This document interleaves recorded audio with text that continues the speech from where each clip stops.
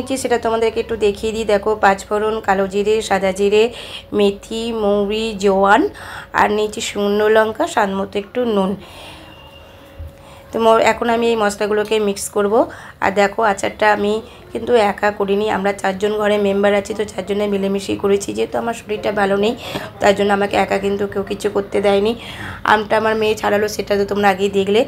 মশলাটা এখন আমার ছোটো মেয়ে মিক্স করে দেবে। আর আমার বর বলেছে তোমাকে কিন্তু গুড়টা ভাঙতে হবে না, গুড়টা ভাঙলে তোমার বুকে একটু কষ্ট হবে, তার জন্য গুড়টা আমি ভেঙে দেবো। তো আমরা সবাই মিলেমিশে কিন্তু আচারটা করেছি, মিলেমিশে করেছি। আচারটা কিন্তু খেতে ব্যাপক হবে। তো তোমরা আমার ভিডিওটা দেখতে থাকো, আর ভালো লাগলে অবশ্যই একটু লাইক কমেন্ট করবে। তো এখন আমি এই দেখো, আমার মেয়ে কিন্তু এখন একটু মশলাটাকে একটুখানি ভেজে নেবে। ভেজে নেওয়ার পর একটা গুঁড়ো করবো, গুঁড়ো করার পর আচারটাকে তৈরি করব। তো তোমরা কে কীরকমভাবে আচার বানাও সেটা অবশ্যই আমাকে কমেন্টে জানাবে। আমি কিন্তু এরকমভাবেই আচার বানাই। তো দেখতে থাকো আমার ভিডিওটা, ভালো লাগলে অবশ্যই একটু লাইক কমেন্ট শেয়ার করবে। তো রাখলাম, সবাই খুব ভালো থাকো।